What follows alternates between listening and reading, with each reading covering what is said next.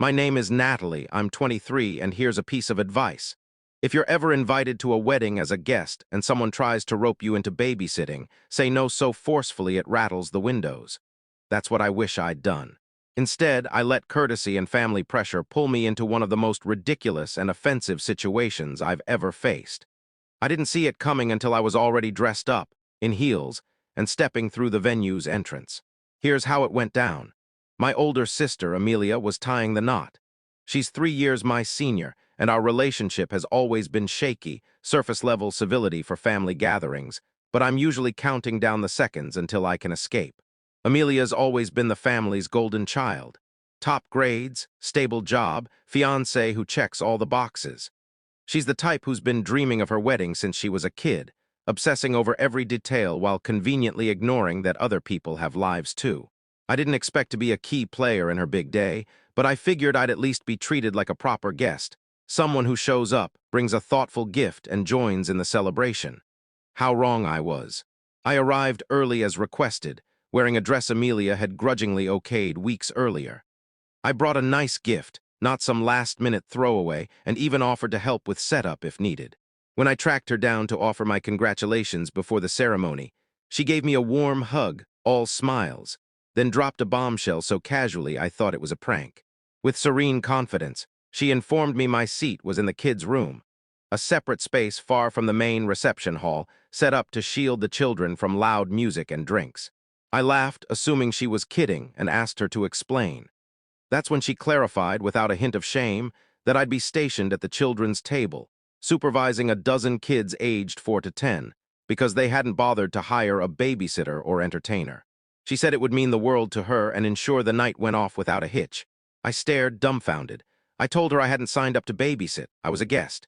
She just smiled, said it wouldn't be a big deal, and insisted I was so good with kids. I repeated firmly that I wasn't spending her wedding stuck in a side room wrangling toddlers like some unpaid summer camp worker. She brushed it off as if my refusal was a minor tantrum and walked away. I thought there had to be a mix-up. Surely someone would fix this. But no. One of the ushers, a cousin I barely recognized, escorted me to a small, dimly lit room off the main corridor. Inside were folding tables covered with paper cloths, plastic cups, crayons, activity books, and a Bluetooth speaker softly playing Disney tunes. No other adult was present. I turned to the usher, asking what this was about, and he said Amelia had instructed that I stay there until the kids' parents picked them up at the end of the night. I stood there, stunned, as parents began dropping off their kids. Some even thanked me for volunteering. One mom handed me a pack of wipes and her 2 hyperactive boys, calling me a godsend. That was it. I didn't say a word. I walked out, past the corridor, past the reception doors, straight to the main hall where the actual wedding was happening. I found the table where my family was seated, the real table where I belonged, and pulled out a chair. I poured myself a glass of champagne, smiled at my shocked aunt, and sat down like I was meant to be there. Because I was. The first hour went smoothly. I chatted, nibbled appetizers, even hit the dance floor briefly. Then, in the second hour, murmurs started. Apparently, a parent had checked on their kid and found pure chaos. The kids' room was a disaster. One child crying over spilled juice, another doodling on the walls with a marker, a few running around with forks. I overheard someone mention a 5-year-old trying to microwave candy in the staff kitchen. By the fourth hour, Amelia and her new husband realized I wasn't where they'd expected me to be. They stormed over, faces tight but trying to keep up the facade of wedding day bliss. Amelia leaned in and hissed, asking why I was sitting here and what was happening with the kids. I looked her in the eye and said I had no clue because I hadn't seen them in hours. I calmly explained I never agreed to babysit and was here as a guest. Then I sipped my champagne and turned back to my aunt, who was staring wide-eyed. Amelia's jaw dropped. Her husband looked like he wanted to melt into the floor. The kids' room had descended into anarchy.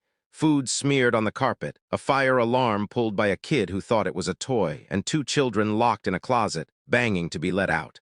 Parents were livid. Some demanded to leave early. And there I was, unfazed, enjoying my drink and ignoring the crisis I'd been set up to manage. What followed was a frenzy of whispers, hasty damage control, and urgent calls to parents to retrieve their kids.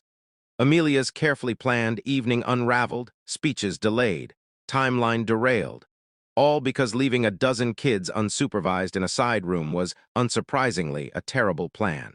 Amelia was furious, blaming me for ruining her reception and embarrassing her in front of her in-laws. I didn't apologize. I told her she'd humiliated herself by trying to trick me into a job I never agreed to. Our already fragile relationship has since gone silent.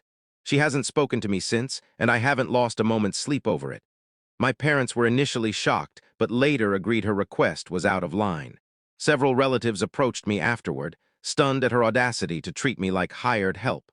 So, if you're ever at a wedding and someone tries to stick you in the kids' room, do what I did. Walk out, grab a drink, and let the mess sort itself out. You were invited to celebrate, not to work. Update 1. After I told Amelia I had no idea what was happening with the kids because I hadn't seen them in hours, I made it clear I was done with her absurd expectations. I thought she'd back off, realizing her mistake. But Amelia doesn't let go of control so easily. My defiance, refusing to be her unpaid nanny, seemed to spark something in her she couldn't ignore. Within 10 minutes, she was storming across the dance floor again, her gown swishing like she was auditioning for a drama. I saw her whisper to her husband, who looked like he'd rather be anywhere else. Then she marched to our parents' table, where I was enjoying another drink, and listening to my uncle recount a story about a family wedding where a tent caught fire. He stopped mid-sentence as Amelia's face tightened, her voice a loud whisper. My mom froze and my dad put down his glass. Amelia was trying to throw me out, not back to the kids' room. The chaos there was beyond saving, and some parents had already taken their kids home. She wanted me gone from the wedding entirely. After I'd been invited, brought a gift, shown up on time, and dressed appropriately, all because I refused her sneaky childcare scheme. The nerve was unreal. Before I could respond, my aunt slammed her hand on the table, making half the room turn. She demanded to know what Amelia was thinking. My uncle chimed in, calling it outrageous to expect a guest, her own sister, to ditch the celebration and play nanny without consent. Another relative pointed out that if Amelia didn't want to pay for professional childcare, she should have made other plans, not dumped the job on me. The criticism snowballed. A cousin I hadn't seen in years said she'd have skipped the wedding if her sister pulled that stunt. Another relative called it unthinkable to expect a guest to handle a dozen hyper kids. My great-aunt bluntly said it was disgraceful to treat her own sibling like a servant. Amelia tried to defend herself, claiming she thought I'd be okay with it because I'd worked with kids before and always helped at family events. She said she was too overwhelmed to hire a nanny and thought it was no big deal. That only fueled the fire. My grandmother, who avoids conflict like the plague, stared her down and said if Amelia didn't want to pay for childcare, she had no right to expect a guest to do it for free. The backlash grew. A parent sarcastically thanked Amelia for misleading them into thinking their kids were in capable hands when they'd been left alone and could have been hurt. Guests started leaving early, uncomfortable with the drama. Amelia's face turned every shade of crimson. Her perfect image was shattered. She couldn't argue with the room full of relatives now questioning her judgment and priorities. Eventually, her husband pulled her away, and I watched her retreat, rigid and seething, as the music awkwardly resumed. The DJ tried to lift the mood with classic wedding hits, but the vibe was off. Amelia wasn't the radiant bride anymore. The story of the night had shifted from her gown or first dance to the bride who tried to turn her sister into a babysitter and got called out by her own family. I stayed put. My chair never left the main table. I drank, ate, danced a bit more. Guests came over, saying they admired me for standing my ground. One woman shared that her daughter had been put in a similar spot at another wedding and regretted staying silent. But I hadn't, and it felt good. Amelia avoided me for the rest of the night, shooting one last glare but saying nothing. She was too busy faking smiles for photos and pretending the disaster hadn't happened. But those who knew didn't forget. Weeks later, I still get messages from relatives stunned by her entitlement and proud of how I handled it. So no, I didn't get kicked out. I didn't babysit. I didn't apologize. I let Amelia's arrogance speak for itself, and my family saw it for what it was. That was more satisfying than any speech or slice of cake. Update 2. After the public calling out, the whispers, and the shift in the room's energy, Amelia tried to act like nothing had happened. She reappeared with her husband, forcing a smile and attempting to reclaim her perfect day as if the chaos hadn't erupted. She posed for photos, avoiding tables where criticism had flared. But the mess she'd created wasn't done unraveling. Relatives, especially those who'd backed me, noticed the kids' situation hadn't been addressed. No one had stepped in to supervise the children's room. Kids started wandering into the main hall, hands sticky with icing, yelling and running around, drowning out the music. One knocked over a decorative dessert display meant for photos. The venue staff looked overwhelmed, clearly not equipped to handle a group of unsupervised kids. That was the breaking point for several older relatives. A group confronted Amelia near the head table. I watched from my seat, uninvolved. My aunt, who'd slammed the table earlier, led the charge. She told Amelia she had two choices: hire someone immediately to watch the kids or go sit with them herself until the night ended. She stressed that letting children run wild was unacceptable when guests had dressed up, brought gifts, and expected an organized event, not a chaotic playground. Another relative called it astonishing that Amelia thought she could ignore screaming kids while posing for pictures. An uncle pointed out how this looked to her in-laws, questioning what kind of impression it sent when the bride couldn't handle basic responsibilities.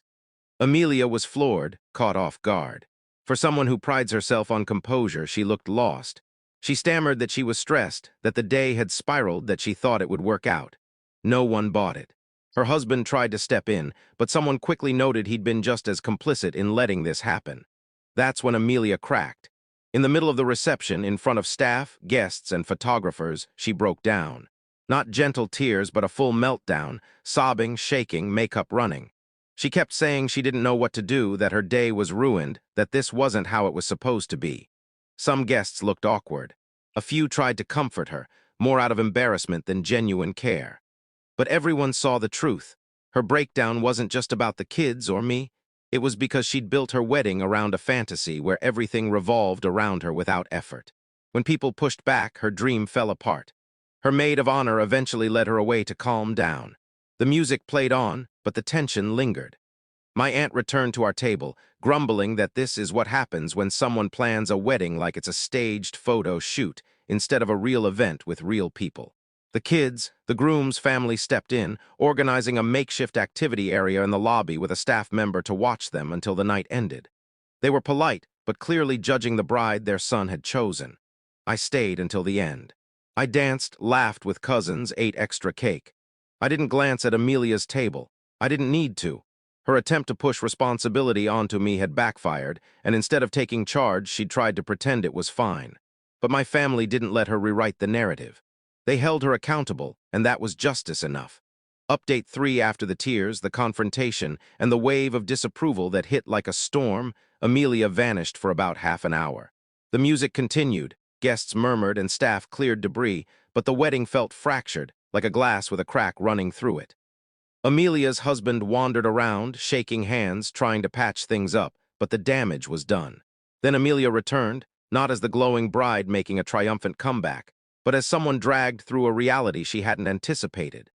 Her hair was messy, makeup smudged, and she was holding hands with two kids, one tugging her dress, demanding snacks, the other waving a juice box like a sword. For the next 3 hours, she shuttled between the main hall and the kids' room. Not by choice, but because she had no other option. The groom's family had done their best to contain the chaos, but they weren't childcare professionals. Amelia tried to pawn the job off again, asking a cousin, who shut her down, and even glancing at our mom, who pointedly ignored her. She looked at me once, but I didn't move, so she gave up. While guests danced and toasted, Amelia sat in a folding chair in the dim kids' room, a girl on her lap, a boy doodling on her arm with a marker. Her pricey gown was creased, its train tucked under her to avoid tripping. She ate cold food off a paper plate. Her bouquet sat forgotten under a pile of coats. Her husband offered to take over, but sharp looks and comments reminded him they'd both chosen to skip professional childcare, assuming it would magically work out. My family didn't let her off the hook. Every time Amelia tried to slip back into the main hall and act like everything was fine, someone reminded her of the mess she'd made. An aunt even quipped loudly that it was good practice for motherhood, since Amelia clearly needed to learn what caring for kids actually meant. The comment drew chuckles and nods. Amelia looked drained by the end, not from celebrating, but from babysitting. Her dream wedding split between ceremony and childcare duty. When the final song played, she gave me a look, not her usual smug glare, but something quieter, resentful, embarrassed. She said nothing. She didn't need to. The night, the whispers, the ruined dress, the chaos spoke louder than words. I left with my head high, surrounded by family who saw through her manipulation. I came to celebrate and instead witnessed a gloriously avoidable disaster. Amelia wanted a free nanny. She got a costly lesson in respecting boundaries.